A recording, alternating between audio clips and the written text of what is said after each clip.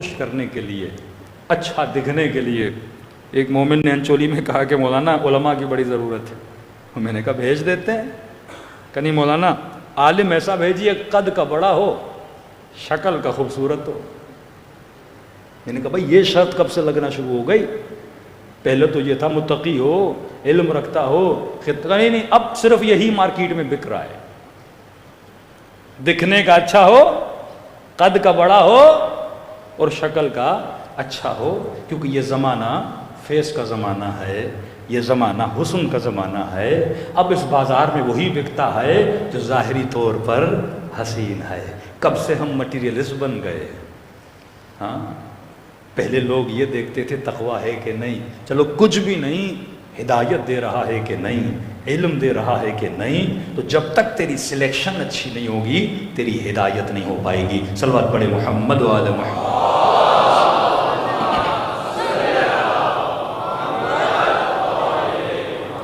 ایسے ایسے گروپس بن چکے ہیں، اب یہ بتا رہا ہوں آپ کو کیونکہ یہ مارکیٹ میں سب چیزیں چل رہی ہیں، کہ مولانا صاحب 15,000 دے دیں، 20,000 دے دیں، بھئی آپ کیا کرو گے؟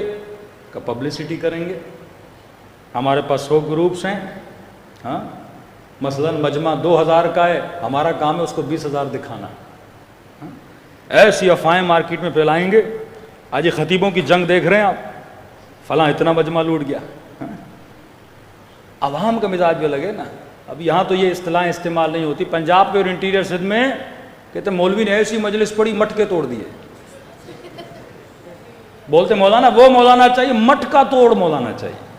اب پتہ نہیں یہ مجلس حسین پڑھنے جا رہے ہیں مٹکے توڑنے جا رہے ہیں۔ کہ جوشیلا مولانا چاہیے، سامنے میز ہو میز توڑ دے۔ یہ ذہنیتیں چل رہی ہیں، عقیدتیں ختم ہو گئیں۔ پہلے علماء سے ایک عقیدت ہوتی تھی، ایک احترام ہوتا تھا۔ اب صرف اس لیے مجمع جمع کرے۔ ایک جگہ تو ہم گئے، وہ بیچارہ دیہاتی تھا، تو ظاہر ہے کبھی کبھی سفر میں جاتے ہوئے لیٹ بھی ہم ہو جاتے ہیں، تو اذان کا ٹائم قریب تھا۔ میں نے کہا ابھی پڑھاؤ گے تو 10 منٹ پڑھوں گا، نماز کے بعد پڑھاؤ تو میں ویسے ہی سوا گھنٹہ پڑھ لیتا ہوں۔ میں نے کہا مسئلہ نہیں۔ کہ مولوی صاحب آپ بڑے دیر سے آئے ہیں۔ میں نے کہا اب سفر میں لیٹ ہو گئی۔ کہ یہاں لوگوں کی ذہنیت ہے، اگر پہنچ گئے تو ہو، اور مولوی صحیح ٹائم پہ نہیں پہنچا تو شمر ہے۔ مطلب بانی تب تک راضی صحیح ٹائم پہ پہنچ جائے کہ پھر ساری عقیدت کیا ہو جاتی ہے؟ ختم ہو جاتی۔ عوام اس نہج پہ آ کے پہنچی ہے۔ 10 بار فون کرتے مولانا مجلس سے، بھائی ٹائم نہیں ہے، محدود ٹائم میں ایک دن میں بندہ کتنی مجلسیں دے؟ میکسیمم 2 مجلسیں، 3 مجلسیں آدمی پڑھے گا۔ اب جس کو مجلس نہ دی بولتے ہاں مولوی کو دوسرے نے پیسے زیادہ دیے، وہاں چلا گیا۔ پھر بولتے ہم کوئی اور مولوی دیتے ہیں، اسے پڑھا لو۔ نہیں مولانا، مجمع جمع کرنا ہے ہم نے، مطلب خلوص ختم ہو گیا۔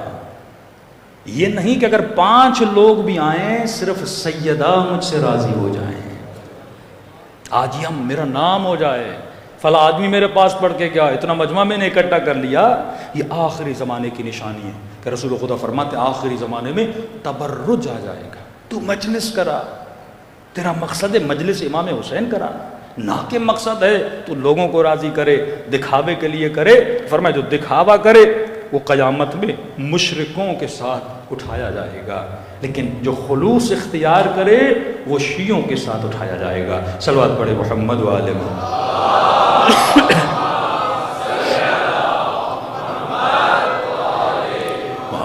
اجل فرجہم، تو کچھ حالات حاضرہ پر بھی پڑھنا ضروری ہوتا ہے تاکہ آپ کو پتہ لگے مجھے کیا دیکھنا ہے کیا نہیں دیکھنا۔ کوئی بھی ڈرامہ دیکھیں، فلم دیکھیں، اس کے پیچھے ایک بہت بڑی سوچ ہوتی ہے، تھنک ٹینکس بیٹھتے ہیں کہ اگر یہ خاتون 20 قسطیں دیکھے گی اس کے ذہن میں کوئی چیز ڈیولپ ہوتی ہے سلولی۔ یہ بچہ دیکھے گا اس کے ذہن میں سلولی کیا ہوگا؟ ڈیولپ ہوگا۔ بچے چھوٹے چھوٹے کارٹون دیکھتے ہیں نا، اب اس کارٹون میں مثلا چھوٹی چھوٹی بچیاں دکھائی جاتی ہیں جن نے منیمم کپڑے پہنے ہوتے ہیں۔ اب یہ بچی دیکھے گی، اس کی آنکھوں کو عادت ہو جائے گی، اس کا حیا کیا ہو جائے گا؟ ختم ہو جائے گا۔ عفت کیا ہو جائے گی؟ ختم ہو جائے گی۔ آپ کائنات میں آئے تاکہ اپنے وجود کی حفاظت کریں۔ جب پتہ چل گیا کہ میں تہذیب نفس کے لیے آیا ہوں، اب یہ کون بتائے گا؟ مولا امیر المومنین بتائیں گے نفس کو کیسے بچانا ہے۔ کہ تمہاری مختلف کھڑکیاں ہیں، آنکھ روح کی کھڑکی ہے، کان روح کی کھڑکی ہے، زبان روح کی کھڑکی ہے، شکم روح کی کھڑکی ہے. اب تجھے توجہ کرنی ہے، تو آنکھوں سے کیا دیکھ رہا ہے؟ کوئی ایسی تصویر نہ ہو جو تمہارے روح کو تباہ و برباد کر دے. تو زبان سے کون سا جملہ بول رہا ہے؟ کوئی ایسا جملہ نہ ہو جو تمہارے روح کو تباہ و برباد کر دے. تو اگر تو کنٹرول کرنا سیکھ گیا تو کمپلیٹلی تہذیب اہل بیت کو حاصل کرنے کی صلاحیت پا سکتا ہے. صلوات پڑھے محمد و آل محمد.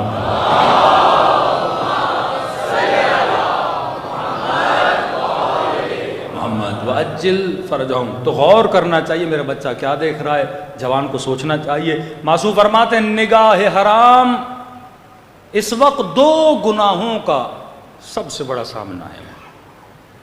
ماشاءاللہ کما سب رہے ہیں، اللہ نے رزق و روزی دی ہوئی ہے، کبھی تنگی بھی آتی ہے، کبھی رزق میں اضافہ بھی ہوتا ہے. پاکستان کیوں بنا؟ وجہ کیا تھی؟ کہ اپنے گھروں کو، زمینوں کو انڈیا سے سارے چھوڑ کے اس زمین کو وطن بنایا. کیونکہ اللہ نے کچھ احکام ایسے رکھے ہیں جن احکام کی وجہ سے ہم کافروں کے ساتھ ہمارا رہنا تقریباً مشکل ہو جاتا ہے. کہا کافر نجس ہے، مشرک نجس ہے. اب ظاہر ہندو کافر ہیں، مشرک ہیں. اب گلی میں گھر، اسکول میں جائیں تو ہندو ساتھ، مثال دے رہا ہوں، بزنس کریں تو ہندو ساتھ. اب برا تو لگتا ہے بندہ آگے ملے اس کو ہاتھ بھی ملانا ہے، ہاتھ گیلا تو بندہ نجس.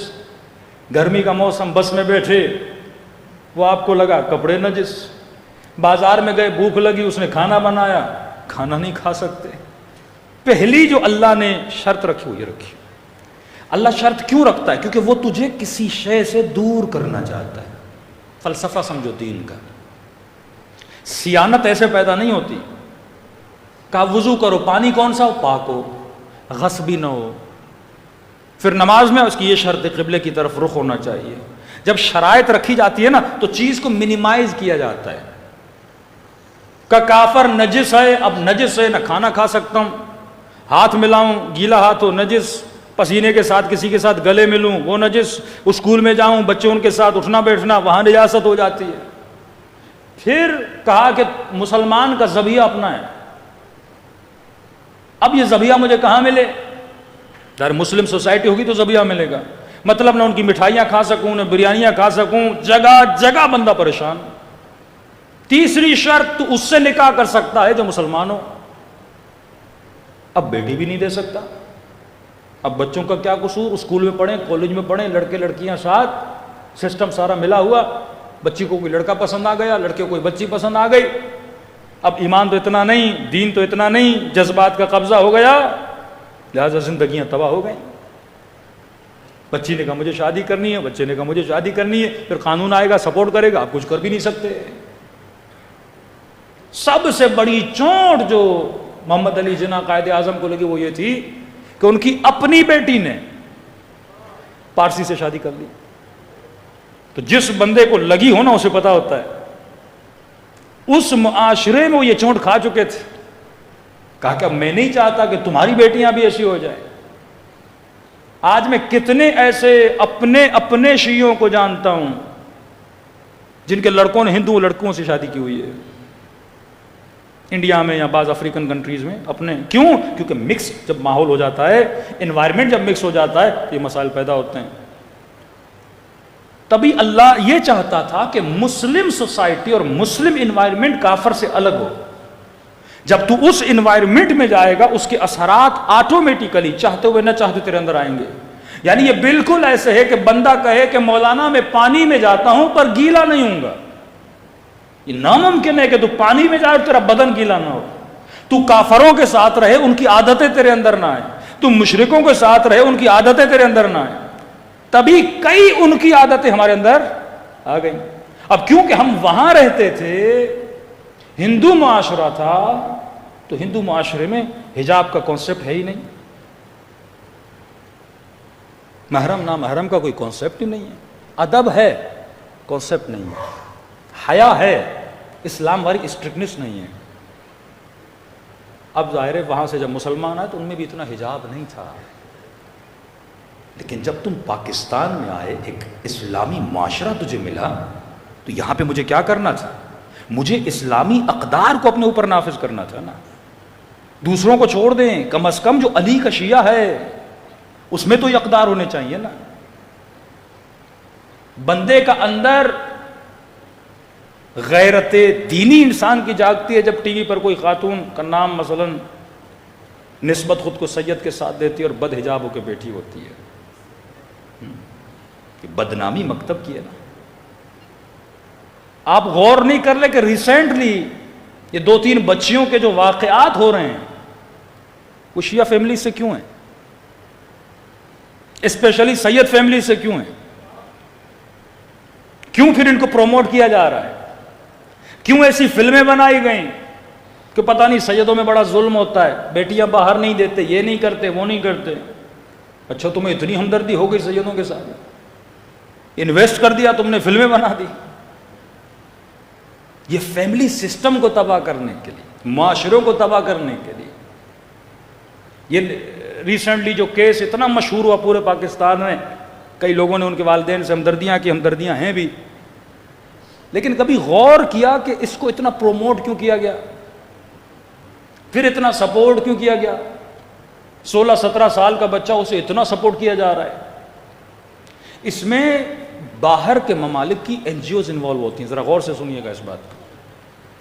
ایک چیز پاکستانی معاشرے میں عجیب ہے، نہیں ہے، ہمارے اقدار کے خلاف ہے۔ حکم شریعت ہے کہ بیٹی باپ کی اجازت کے بغیر نکاح نہیں کر سکتی۔ یہ ایف ای ٹی ایف کے جو شرائط لگائے جاتے ہیں ان کے قوانین میں کہ تم ایسا قانون بناؤ کہ بچی اگر باپ کی اجازت کے بغیر نکلے تو جج اسے نکاح کی کیا دے؟ اجازت دے دے، کیونکہ وہ